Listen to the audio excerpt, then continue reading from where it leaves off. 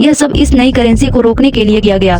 तो तारीख को देखते हुए इस बार भी ऐसा समझा जा रहा है कि ग्रीनलैंड रशिया से खतरा का बहाना बनाकर अमेरिका वहां कब्जा करके सिर्फ सिक्योरिटी ही नहीं बल्कि बाकी रिसोर्सेज पर भी कब्जा करना चाहता है। सिक्योरिटी से हटकर बात की जाए तो ग्रीनलैंड दुनिया के उन चंद इलाकों में से एक है जहाँ रेयर अर्थ एलिमेंट्स के बहुत बड़े ज़खायर मौजूद हैं। ये मिनरल्स इतने अहम हैं कि आने वाली टेक्नोलॉजी के लिए हम उन्हें ऑक्सीजन कहा गया है। ग्रीनलैंड में एवरेज बर्फ की लेयर 2 किलोमीटर तक डीप में पाई जाती है और क्योंकि यह बर्फ करोड़ों साल पुरानी है तो यकीनन यहाँ अनएक्सप्लोर्ड रिसोर्सेज भी होंगे। जियोलॉजिकल सर्विसेज के अनुसार ग्रीनलैंड रेयर अर्थ एलिमेंट्स का 8वां बड़ा जखीरा है जिससे इलेक्ट्रिक गाड़ियों और टरबाइन के मैग्नेट बनते हैं।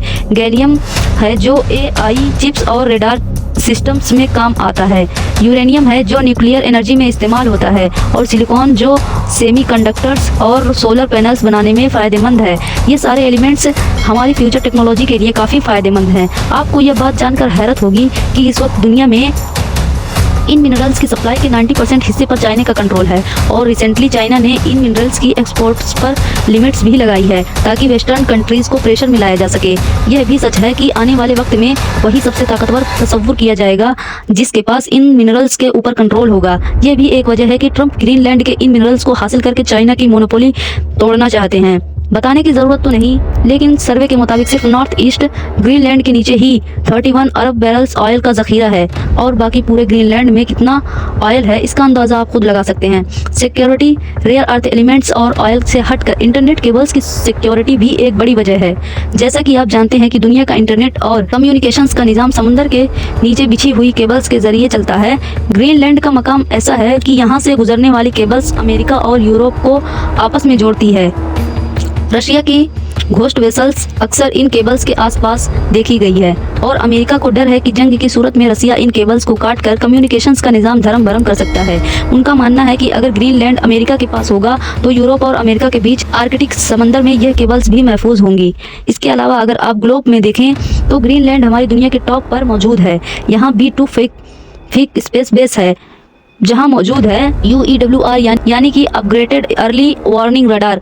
यह रशिया से निकलने वाले किसी भी इंटरकॉन्टिनेंटल बैलिस्टिक्स मिसाइल को लॉन्च करके फौरन बाद डिटेक्ट कर सकता है। अगर इस मिसाइल को अमेरिका की तरफ फायर किया गया तो वह पैसिफिक या अटलांटिक ओशियन के ऊपर से नहीं बल्कि ग्रीनलैंड के ऊपर से गुजरेगा। इसका मतलब है कि अगर अमेरिका की ग्रीनलैंड पर पकड़ नहीं होगी तो यह सीधा US mainland को खतरा है। और सबसे अहम वजह जिसके बारे में कोई बात नहीं कर रहा वो है नया ट्रेड रूट। सदियों से इंसान एक ऐसे रास्ते की तलाश में है जो यूरोप और रशिया को जल्द से जल्द मिला सके। पुराने ज़माने में बाहरी जहाज़ों को पूरे अफ्रीका या साउथ अमेरिका का चक्कर काट कर जाना पड़ता था। फिर स्वेज और पनामा कैनाल बनाए गए जिससे महीनों का सफ़र हफ्तों में बदल गया। लेकिन आर्कटिक ओशियन का रास्ता हमेशा बर्फ से बंद रहा और यह रास्ता कार्गो शिप्स के लिए क्रॉस करना नामुमकिन समझा जाता था।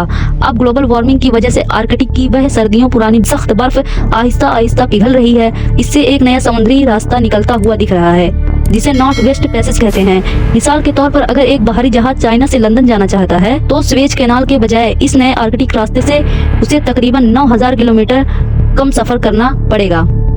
इसका मतलब है कि न सिर्फ करोड़ों डॉलर्स का फ्यूल बचेगा बल्कि सफर के 10 से 15 दिन भी बच जाएंगे। तो असल में यह मामला सिर्फ ग्रीनलैंड का ही नहीं बल्कि इस नए रास्ते के कंट्रोल करने का भी है। जो मुल्क इस रास्ते को कंट्रोल करेगा वह दुनिया की ग्लोबल ट्रेड का गेट कीपर कहलाएगा। रशिया के पास ऑलरेडी दुनिया का सबसे बड़ा आर्कटिक ओशियन का साहिल है और वह अपने रास्ते पर टैक्स लगाना चाहता है। चाइना की बात की जाए तो वह यहाँ पोलर सिल्क रोड बनाना चाहता है। अब अमेरिका को डर है कि अगर वह पीछे रह गया तो दुनिया की ग्लोबल ट्रेड की चाबी रसिया और चाइना के हाथ चली जाएगी कि अमेरिका का एक डरावना ख्वाब है। देखा जाए तो ग्रीनलैंड इस पूरे नए रास्ते की एंट्रेंस पर बैठा है। अगर अमेरिका ग्रीनलैंड का मालिक बन जाता है तो वह इस नए समुद्री हाईवे के लिए एक टोल प्लाजा का काम करेगा और यह वक्त ज़्यादा दूर नहीं कि एस्टीमेट्स के मुताबिक आने वाले 10 से 20 सालों में बर्फ मजीद पिघल जाएगी और shipping industry north west passage का रुख करने लगेगी। पर अगर अमेरिका ने ग्रीनलैंड हासिल कर लिया तो एक्सपर्ट्स का मानना है कि यह मामला ग्लोबल पॉलिटिक्स में खड़ी कर सकता है, जंग खड़ी कर सकता है। कैसे? डेनमार्क नाटो का मेंबर है। डेनमार्क के प्राइम मिनिस्टर ने साफ साफ कहा है कि अगर अमेरिका ने ज़बरदस्ती ग्रीनलैंड पर कब्जा करने की कोशिश की यह नाटो का खात्मा होगा। बुनियादी वसूल है कि एक अलाई पर हमला सब पर हमला। नाटो का बुनियादी असूल है कि एक अलाई पर हमला सब पर हमला तस्वुर होगा। अगर अमेरिका अपने ही अलाई के डेनमार्क के इलाके पर कब्जा करता है तो नाटो अलायंस आपस में ही लड़ सकते हैं।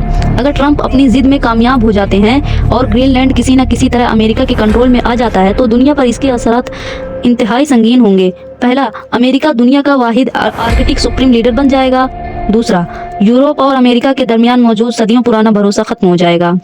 तीसरा, अमेरिका मिनरल्स का बेताज बादशाह बन सकता है जिससे चाइना को शदीद झटका पहुंचेगा। चौथा, ग्रीनलैंड में माइनिंग वहां के इकोसिस्टम को बदल सकती है जिसके असरात पूरी दुनिया को भुगतना पड़ सकता है।